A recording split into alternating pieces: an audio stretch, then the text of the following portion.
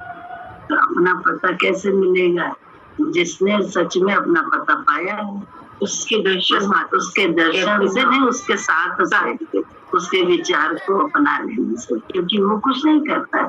गुरु जी ने हम लोग को कहा ही नहीं कि तू गलत मैं सही, मैं सही तू गलत। उन्होंने कहा सब सही है, सब सही है, बस दृष्टा बन जाओ, दृष्टा बन जाओ।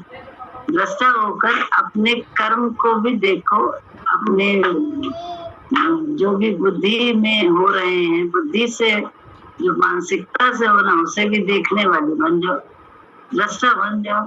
तो तुम आत्मा ही हो, तुम परमात्मा का ही अंश हो, बस तुम दृष्टा बन जाओ। हम जब शुरू में गुरुजी से ले रहे थे ज्ञान, उस समय माँ भी गई थी टाट बाबा के वहां, सास हमारी, तो वो कुंभ मेले में गई थी वहां, उन्होंने संतों का साथ किया था। तो उसमें मुझे सबसे अच्छा लगा था टाट बाबा का संग। तो उन्होंने कहा कि बड़ा अच्छा वो ध्यान में बैठाते हैं और कुछ कहते हैं, कुछ ना करो, बस ध्यान में जो विचार आ रहे हैं उनको देखने वाले, ये उन्होंने बताया। तो हमने माँ से कहा, माँ यही तो गुरु जी भी कहते हैं कि तुम्हारा स्वरूप आत्मा है, तुम अपने को नहीं जानती हो कि तुम भी वही हो जो मैं हूँ, और तुम जो मन है बस इसको स्वीकार लो, इसको देखने वाली बन जाओ, इसके साथ बरतने वाली ना बनो। बर्तन इसके हिसाब से नहीं, बर्तन मेरे हिसाब से मांझो और यूज करो, बर्तन मेरे विचार से यूज करो। मतलब ये शरीर रूपी बर्तन को तुम मेरे विचार से यूज करो, ये गुरु जी ने। तो बड़ा अच्छा लगा था जो माँ बोल रही है वो हमें समझ में आ रहा, क्योंकि हमारे गुरु जी ने हमें समझाया, हमको नहीं मालूम। लेकिन गुरु जी ने एक जो बात बोली, मन देखने लगो। अब मन देखने लगे जब, तो इतना कष्ट होने लगा काफी सालों में, देखते देखते देखते देखते देखते देखते। तो गुरु जी ने पहले बोला देखो, फिर बोले बोलो। देखने से ही काम नहीं बनेगा, उसको तुम्हारा अहंकार तब हटेगा जब तुम मन की बोलोगी, अपने मन की, दूसरे के मन की नहीं, अपने मन की। वो भी करने लगे, वह लिखा करो, मन लिखने लगे, बोलने लगे, उन्हें चिट्ठी में लिखने लगे, सब कुछ करने लगे। अब वो जब करने लगे तो इतना मन, वो तो एक क्षण में आता है, एक क्षण भी विलग नहीं है मन से।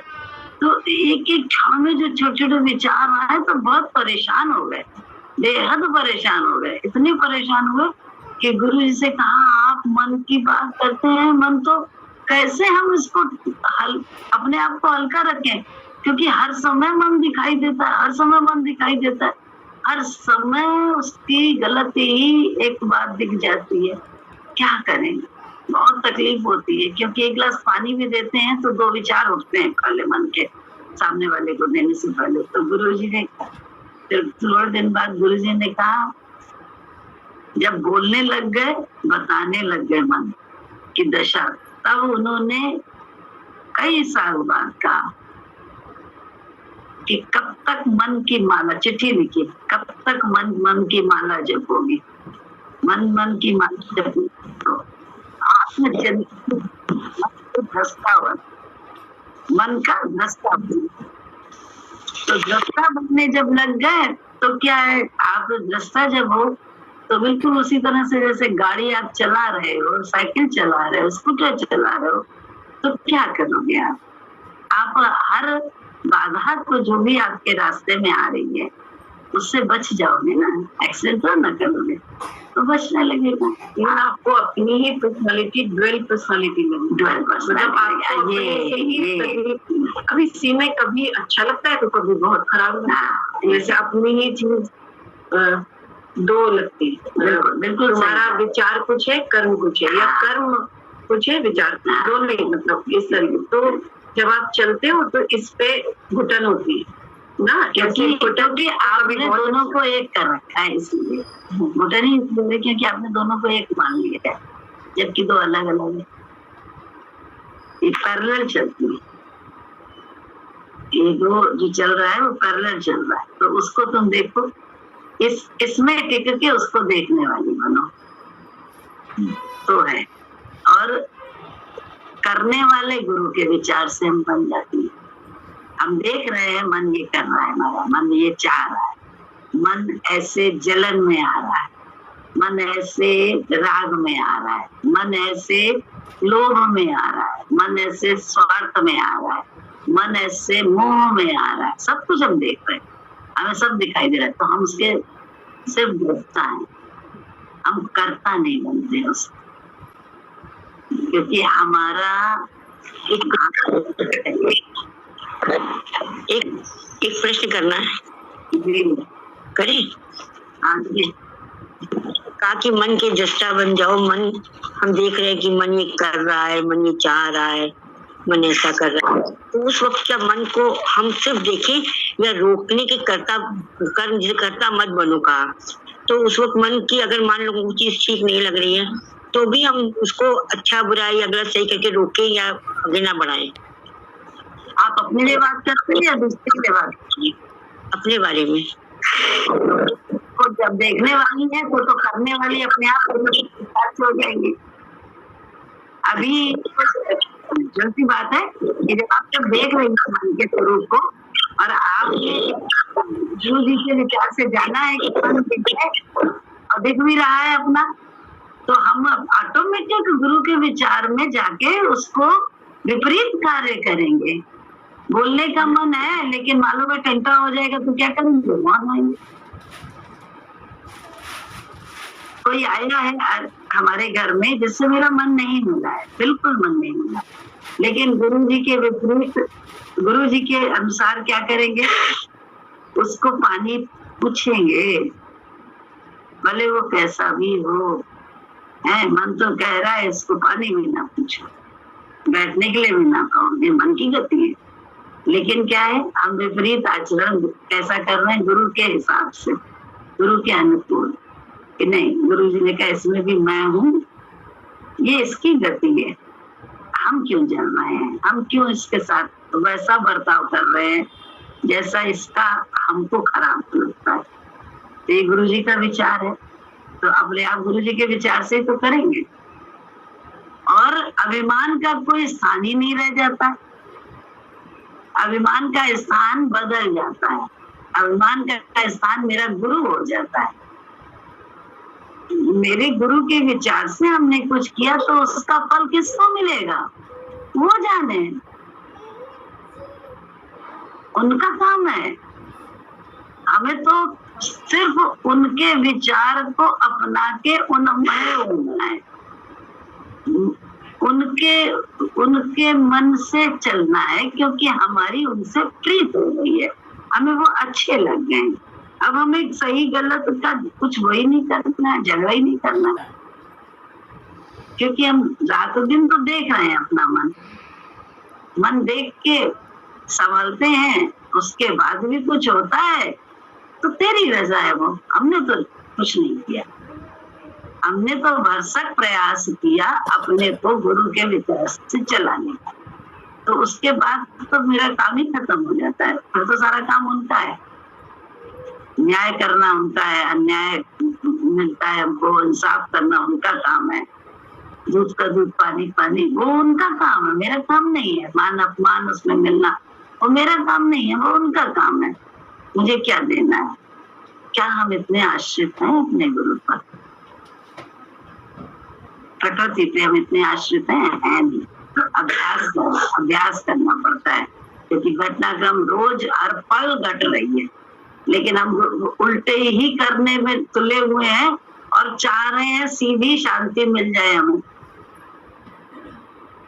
हमने एक आदत बना ली है उल्टा करने की, तो वो आदत ही हमारी हमें परेशान कर रही है, या सीधा करने की हमने आदत बना ली है, वो आदत भी मुझे परेशान कर रही है, हम एक्सेप्ट ही नहीं कर पा रहे हैं सामने वाले को कि वो गलत बोल रहा है, गलत कर रहा है। तो यार ये भी परमात्मा से बिन इच्छा उस मेरे मालिक की एक पलक भी झपक नहीं सकती, लेकिन हमको तो लगता है ये झपका रही है, ये ऐसा कर रही है, ये ऐसा कर रही है।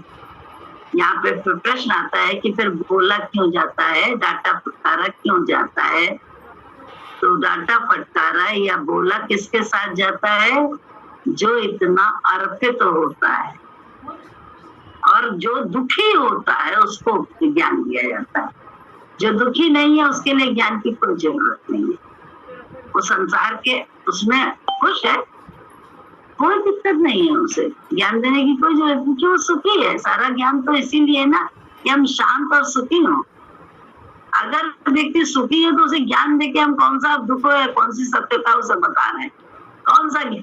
तो ऑलरेडी सुखी है, प्रसन्न है अपनी स्थिति में, तो ज्ञान की जरूरत नहीं। जो प्रसन्न नहीं है, जो बहुत बेचैन है, ज्ञान उसके लिए है, और वो लगा भी पड़ा है, अर्पित भी है दरबार में, तो उसके लिए ज्ञान है। बाकी के लिए तो ज्ञान है ही नहीं। जो अभी संसार का मजा देख रहे हैं उनको, अभी एक उससे पूछो संसार में जो बहुत पैदा ही हुआ है, कैसे सिल्वर स्पून उसके मुंह में था जब पैदा हुआ, बहुत ही राजसी उसमें हुआ, तो उसको अभाव का कोई मतलब नहीं है उसके जीवन में, उसको दुख का पता नहीं है, उसे हर चीज मिल जाती है। तो जब वो बड़ा होता जाता है उसे तो मरने का भय उसे कभी नहीं लगेगा। उससे आप पूछो, उसको मरने का भय बिल्कुल नहीं होता है।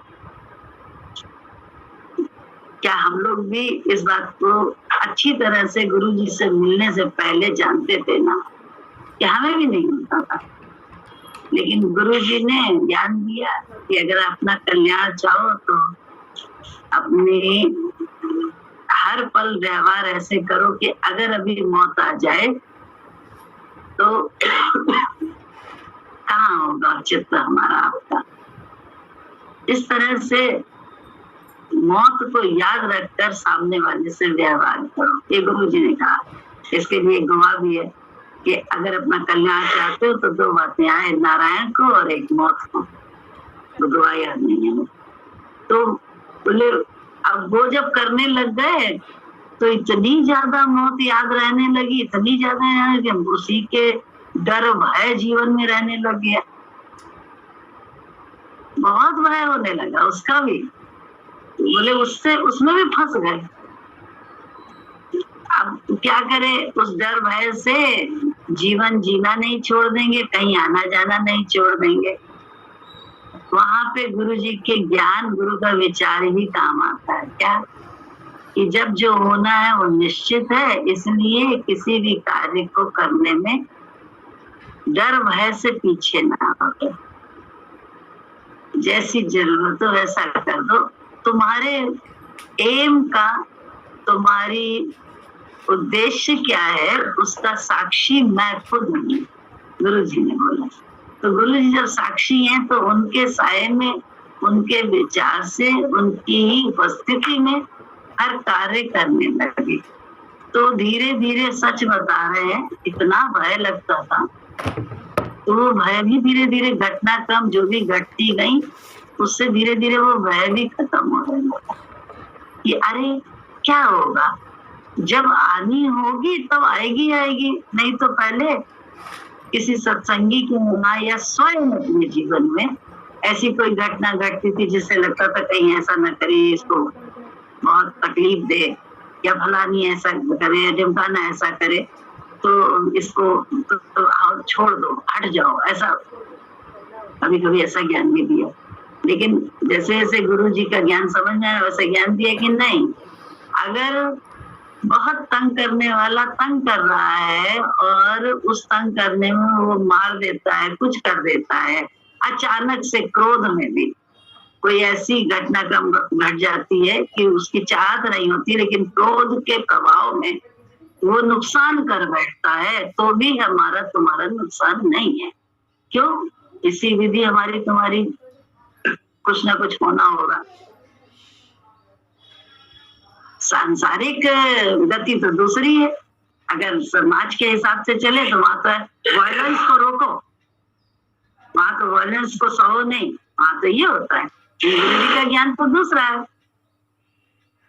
और गुरु जी का ज्ञान सत्य ज्ञान है कि कैसी भी हिंसा हमारे आपके साथ हो रही है तो वो पहले हम उस हद तक चले तो जाएं कि हम सब बात सह लें, उसके बाद तो वो प्रकट हो जाएगा। कोई हिंसा करने के लिए जरा सा उल्टा भी बोलेगा या सोचेगा, स्वयं उसका उल्टा भगवान कर देते हैं। ये कैसे होता है? जब हम इतने सत्य में टिक जाते हैं, उसके ऊपर इतने आश्रित हो जाते हैं। किसके ऊपर? गुरु जी के ऊपर।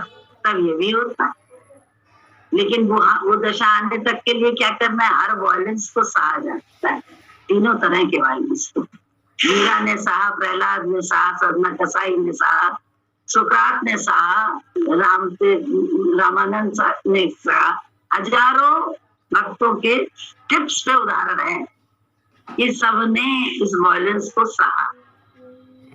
अब तब भी क्या, कितने एक संत कहता, वो इतनी क्रोधित होती थी, उसकी पत्नी इतनी क्रोधी थी कि उसके गुस्सा करती रहती थी, क्यों तुम करते हो भजन? उसके वहां खाने को नहीं रहा तो क्योंकि वो सब लुटा देता था, तो बड़ी बोली, जबरदस्ती गुस्सा करके बोली कि जाओ कुछ लेकर आओ, खाने के लिए कुछ नहीं है। वो गन्ने तोड़कर गन्ने लेकर आया, तो रास्ते में बहुत सारे गन्ने लाए थे, लेकिन किसी ना किसी को देता रहा था। और वो इंतजार कर रही थी अपने पति का कि आएगा तो कुछ खाने को मिलेगा। तो गन्ना वो तब तक देते देते क्या हुआ, गठरी लाया था लेकिन एक गन्ना बचा था। सबको बांटते बांटते रास्ते में जहाँ जरूरत लगी, तो एक गन्ना देख के जब वो घर पर आया, इतनी वो तकलीफ में आ गई, इतनी ज्यादा तकलीफ में आ गई कि ये मतलब भूखी थी, क्योंकि भूख के कारण क्रोध और प्रज्वलित था कि उसने जो है ना, जैसे वो लाया तो उस गन्ना छीन के उसी के सर पे मारा, 2 टुकड़े हो गए। तभी क्या कर भागे हुए, मेहनत नहीं करनी पड़ी 2 टुकड़े करने की, क्योंकि एक तुम खाओगी एक मैं खाऊंगी। अब ये बात सुनकर जो भूखा हो, क्रोधित हो, भूखे व्याकुल हो, उसे क्रोध ज्यादा आएगा कि क्रोध कम होएगा? वो हो सकता है कुछ और अत्याचार बड़ा भारी कर दे सामने, अगर हम नम्र रह जाते हैं तो वो और ज्यादा क्रोधित होकर बहुत उल्टा भी व्यवहार कर सकता है। तो बात यही है कि हम कितना ईश्वर को देख पा रहे हैं, कहाँ तक हमारी मादा है उसे देखने की। शायद यही परीक्षा हम सबकी हो रही है। अगर हम उसकी राह पे चल रहे हैं तो इतिहास साक्षी है, भक्तों के जीवन चरित्र। मीरा को जहर दिया गया, साक्षी है कि नहीं है? यहाँ तक कि गांधी जी को भी मार दी गोली, उन्हीं के शिष्य ने। क्यों? उसे गलत लग रहा था, ये गलत कर रहे हैं, इनके कारण ही ऐसा हुआ है। ताकत भी उसी शिष्य के पास थी, बाकी तो संसारी में तो ताकत भी नहीं थी। कौन सी ब्रिटिश गवर्नमेंट उन्हें कुछ कर पाई? अदना से व्यक्ति को, छोटे से व्यक्ति को कहाँ कुछ कर पाई? भक्त की ताकत भी होती है, लेकिन उसकी ताकत का इस्तेमाल जो उसने किया स्वयं, वो अपने लिए गलत किया। गांधी जी को तो मरना ही इसी विधि होगा, मर गए भाई, जिस विधि लिखी थी उस विधि आ गई। लेकिन उस भक्त का उसका क्या हाल हुआ होगा वो स्वयं जाने। कौन से पश्चाताप की अग्नि में जीवन भर जला होगा, कौन सा उसने वो किया होगा, क्या उसे यातनाएं मिली, हमें नहीं मालूम। तो बहुत सारा तो भक्त क्या करता है, भक्त जो है ना सिर्फ भगवान को देखता रहता है और प्रतिकार करना बंद कर देता है। प्रतिकार वो भगवान से मांगता है, अपने गुरु से, अपने भक्त वो देंगे। उसके लिए वो लड़ता झगड़ता नहीं है कि तुमने मेरे साथ नहीं दिया।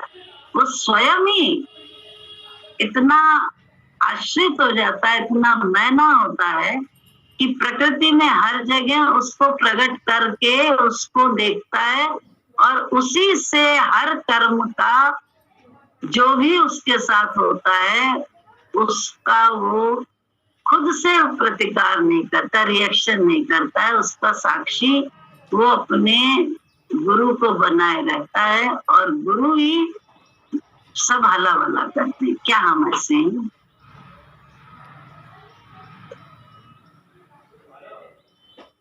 क्या हमारे पास इतना धीरज है? धीरज की कमी है तो हम ऐसे, लेकिन धीरज की बड़ी कमी है। तो धीरज की नाव पर तो बैठना ही पड़ेगा। बोले कब? जब वो चाहेगा, जब तक वो चाहेगा, जब तक वो देखेगा अभी भी याद है कि हम कितना सह रहे हैं, हम कितने कायदे से चले इतने दिन, हमें सब याद है। तो हमें कायदे से चलने के बाद क्या अधीरज में आ जाना चाहिए कि अब हम कायदा पर से चलना छोड़ दें? नहीं, हम तो कायदे से ही चलते रहेंगे। कायदे से चलने का मतलब क्या है? अपने गुरु के विचार से। अब जो हमारा शरीर का जो भी हमें एक्टिंग मिली है उसको हम करेंगे। हम दूसरे की एक्टिंग से अपनी एक्टिंग प्रभावित नहीं करेंगे। क्या ये हम करते हैं?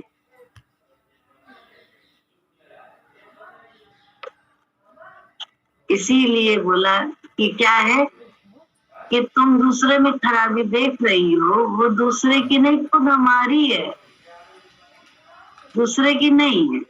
तुम अपनी खराबी की आंख नजर बदल लो गुरु जी के साय में, गुरु जी के साथ, गुरु जी की डॉक्टर से अपनी नजर बदलवा लो,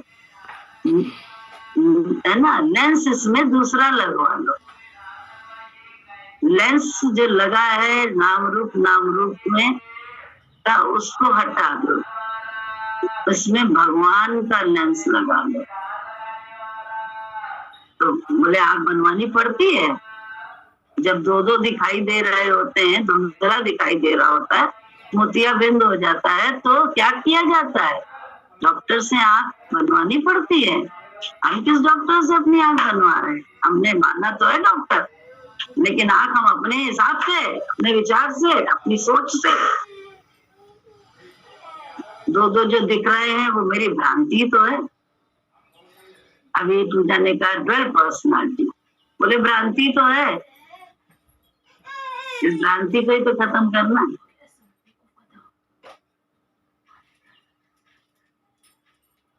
दो है ही नहीं, एक ही। तो अपनी ही मौज से खेल करो, दूसरा नहीं। एक से ही तो ये बोर होके भगवान ने दुनिया रच ली। एक से अनेक कैसे हुआ? वो बोर हो रहा था, एक से अनेक हो गया। तो फिर उसका दोष कहाँ? तो दोष प्रवृत्ति निकल जाती है भक्त के अंदर से, वो दोष नहीं किसी का देखता। क्या हम ऐसे हैं? हमें खुद सोचना है, चेक अपने को करना। जितना हम चेक करेंगे उतना हमें को पता चलेगा और हम उस पर वर्क करेंगे। क्या वर्क करना है? कि बस उसको देखने की ताब अपनी आंखों में लानी है। वही अभ्यास अंदर का है, बाहर का कुछ नहीं है, बाहर का कुछ नहीं है। तो 12 पर्सनालिटी एक कहते नहीं है, जैसे ज्योमेट्री में होता है, किसी में मैथमेटिक्स में होता है ना कि एक सपोज कर लो एक्स, सारा सवाल अलग होता है। तो यहाँ भी हमको और आपको मन सपोज करना पड़ता है। ये मन है, ये हम तुम नहीं है। बस सपोज करके सारा सवाल, सामने वाले का भी मन दिख रहा है, अगर अपना मन जानते हैं तो उसका भी मन दिख रहा है, तो दोष छोड़ना है। मन है, इतना सदा नहीं है, इतना उसको ताकत ही नहीं है उसके पास, क्योंकि मन की ही हर समय करता है। तो ताकत ही उसके पास खत्म हो गई है, अपनी ताकत का उसने दुरुपयोग करने में लगाया हुआ।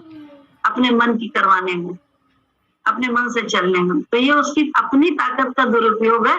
हम अगर देखते हो तो हम कम से कम दृष्टा, अगर हमें दिखाई दे रहा है सामने वाले की, तो हम उस तरह के तो तरीके को नहीं अपनाएंगे। हम जल्दी से अपने को मन की नहीं करके गुरु के विचार से चलने की आदत बनाएंगे कि गुरु का विचार तो दूसरा है ना, और हमें सामने वाले का दिख भी रहा है गलत, तो मन ही तो है। तो मन अगर है तो फिर वो व्यक्ति थोड़ा ना खराब है। हम लोग क्या होता है, एक भजन भी हम लोग गाते हैं, नादान भुगत अपनी करनी है, पापी पाप में भेद खा।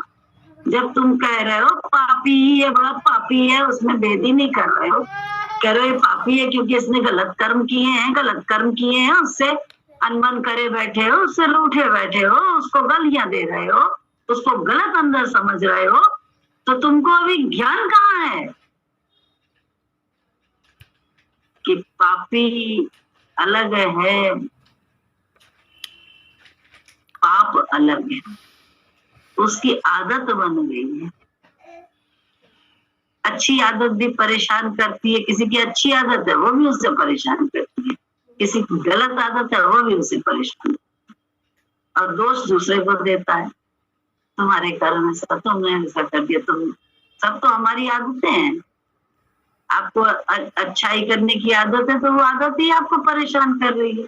बीच में रहने की आदत ना हमको है ना आपको है, वही गुरु सिखाता है। समता योग में गुरु ही लाता है अपने विचार से हर भक्त को, अगर वो चाहता है सच में शांति पाना, सच में इस ज्ञान का लाभ लेना। बोले अगर पाता है, अगर चाहता है सच्ची शांति पाना, लगा गोता अंदर शांति का डर, मेरी आत्मा तुझको किसी का नहीं, तू अपनी हस्ती से ही खुद बेखबर है। तो अपनी हस्ती की पहचान ही तो करा ना, हमारी हस्ती है क्या, ईश्वर का अंश है। लेकिन ये बात बोलते हैं थोड़ी थोड़ी देर में हमारी हस्ती एक क्षण में जाने कैसी कैसी हो जाती है।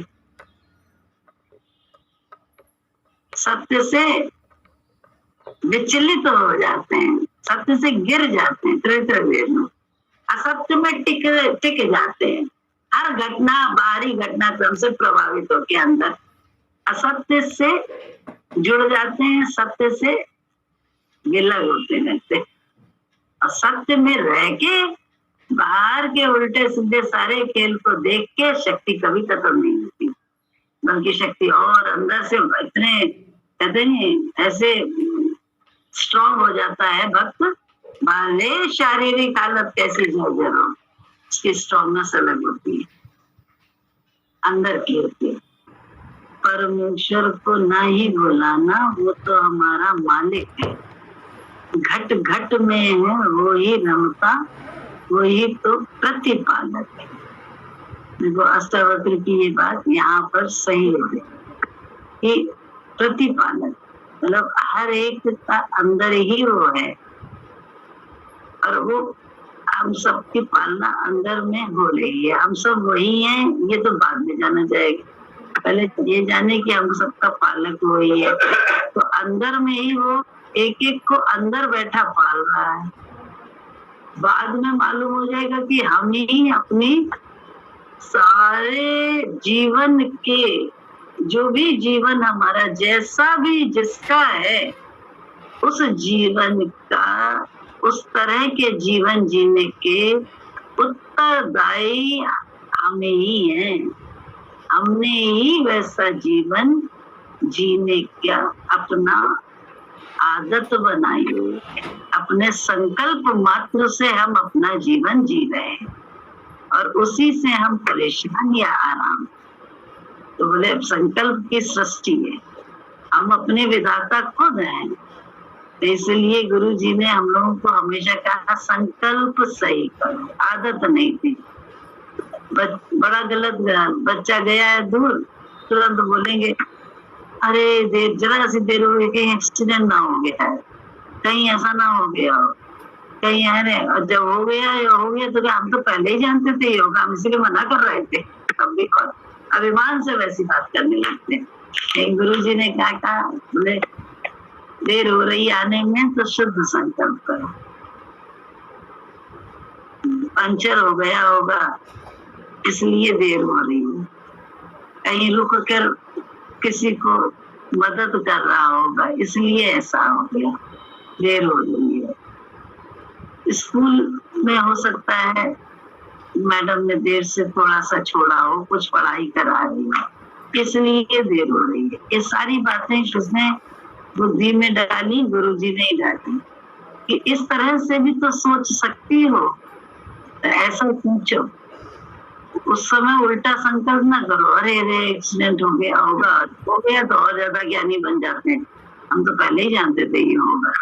तो मिथ्या ज्ञान हमारा खुद का ही नुकसान कर रहा था, इसको पता ही नहीं था, क्योंकि हम संकल्प अपना ही गलत, बदमाश है ऐसा ही रहेगा, बदमाश ऐसा ही रहेगा मिश्र जैसा। हम खुद ही तो अपने संकल्प के सृष्टा है, जैसा संकल्प कर रहे हैं वैसा हो रहा है। तो सही संकल्प करने की दिशा भी तो गुरुजी ने दिखाई और दशा हमारी ठीक करी, सही संकल्प ये भी तो गुरुजी कर रहे हैं, हम लोग तो कुछ नहीं कर रहे। क्या करे, बिल्कुल मूल अज्ञान। भले बड़े बड़े पंडित थे वाले ज्ञान देते हैं, बड़े मूल हैं, बहुत अज्ञानी। क्या कहें, हमारी पूरी आंख खुली है कि सामने वाले ने हमारे साथ क्या किया, हमारे लिए वो कैसे शब्द बोल रहा है, हमारे लिए क्या कर रहा है। आंख खुली हो उसके बाद भी जबरदस्ती, आंख अंधी हो तब नहीं बंद करनी है, खुली आंख। गांधी जी के बंदर थे ना, आंख खुली होने के बावजूद भी आंख बंद कर लो अगर कुछ ऐसा दिख रहा है तो। कान खुले होने के बावजूद भी, कान सही है उसके बाद भी बंद करो। वाणी गलत सही से उसका वाणी का उपयोग ना करो, वो बंद कर लो। सारा न्याय गुरुजी करने वाले हैं। क्या हम यहाँ पे गुरुजी के आश्रित रह जा पाते हैं? हम तो गुरुजी, आप नहीं बोले मेरे लिए, आपने ऐसा नहीं किया, और हम तो इतने साल से गुरुजी में लगे हैं, लेकिन उसके बाद भी गुरुजी हमारे तरफ तो हमको तो और बेचारगी, लाचारगी और बड़ी वीरानगी जीवन में होने लगे। गुरुजी के साथ का ये प्रभाव क्यों हो रहा है? क्योंकि हमने दिल बंद नहीं करे तीनों, हम दूसरे से प्रभावित होकर एक्शन का रिएक्शन करने लगते फट से, तीनों तरह से। तो रिएक्शन कहाँ बंद हुआ है? जो गुरुजी बोले। हमें कितना भी अभ्यास की जरूरत है कि चारों तरफ भगवान है, कहा ना, हम तो वायलेंस कहीं जा जाता है। अरे वायलेंस को गुरुजी जानेंगे ना, हम ही अभी वायलेंस को जानने के लिए बने हैं, तब तक तो हमारी बुद्धि खुली हुई है। समाज में तो हमें ऐसे ही चलना है, भक्ति का मार्ग समाज से परे हटके चलना है। भक्ति का मार्ग बहुत दूसरा है, बिल्कुल अलग है, ईश्वर का मार्ग है। हम लोग किसी संसार की भक्ति नहीं कर रहे हैं, हम अपने शरीर की सिद्धि नहीं करने में लगे हैं। यहाँ शरीर को तो हम क्षण भंगुर और नाशवान मान के अपने को अमरत्व में टिकाने में लगे हैं कि वो परमात्मा जैसे हमारे वैसे हम भी हैं। बोले कहीं और से परीक्षा आएंगे हमारी तुम्हारी, हम इतनी पढ़ाई उसने, उसके बाद अचानक से परीक्षा ले लेता है वो, हम फेल हो जाते हैं या हम पास हो जाते हैं। ये तय वो करता है, हाँ ये भी तय वो करता है, और उसके आदेश को मानना पड़ता है। हमारे घर के सामने एक कायस्थ परिवार रहता था, उनके दामाद ये पता नहीं कौन टीचर थे, उनके पास हाई स्कूल की कॉपी जचने के लिए आई थी। जब हम लोग थे वहां पे, तब की बात बता रहे, चौक में रहते थे तो उस दिन उनका मूड पत्नी के साथ वो थे और उनका मूड सही था, साली पत्नी सब साथ में थी। तो उन्होंने क्या किया, एक बच्चे का फेल करने वाले थे लेकिन मूड सही था, तो पत्नी ने रिक्वेस्ट करी, अरे कहा दे दीजिए एक नंबर से, फेल ना करिए। हमारे सामने उस व्यक्ति ने एक नंबर दे दिया और पास हो गया, उसे पास कर दिया। तो मुझे बड़ी वो लगा, हमने कहा अरे ये भी भगवान की मर्जी है कि किस समय हमारी कॉपी चेक हो रही है और मूड उसका कैसा। तब गुरु जी नहीं मिले थे, तब गुरु जी को जान से मतलब ही नहीं था, पढ़ रहे थे, उस समय की बात है। तो घर में उनके थे, ये मंजर हमने अपने आंखों से देखा तो हमें लगा कि अरे मूड का सही होना ही बड़ा जरूरी है, कृपा तब मिलती है सही नहीं तो सब कुछ तो भगवान पे आश्रित है, सामने वाले पे आश्रित है कि हमें कब वो सही पुरस्कार देता है कि तुरंत हमें जो है ना तिरस्कार करता है हमारा, यही भगवान पर ही आश्रित है। बात मूड की है, कर्मों की ना है। तो मूड अपना हमें ठीक रखना है, हमें अपने मूड से प्रभावित होकर किसी के लिए फैसला गलत या सही नहीं करना। ये हमें एक काम करना है, दूसरे के मूड वो क्या कर रहा है वो उसका विषय है, हमें अपना मूड सही करना। हमेशा मूड अपना भगवान के विचार वाला है, गुरु जी के विचार वाला, तभी हम सही सोच से रह पाते हैं और हमारे अंदर दबा हुआ कुछ नहीं होता है कि हमें याद हो हम दब रहे हैं, हम कुछ ले जा रहे हैं, हम ये चाह रहे हैं, हमारा ये रात दिन जो दूसरे में कमी है और अपनी गुणानुवाद है वो कब खत्म होगा, खत्म नहीं करना है, अला बला करके रहना है जीवन में। रामायण खत्म हो गया।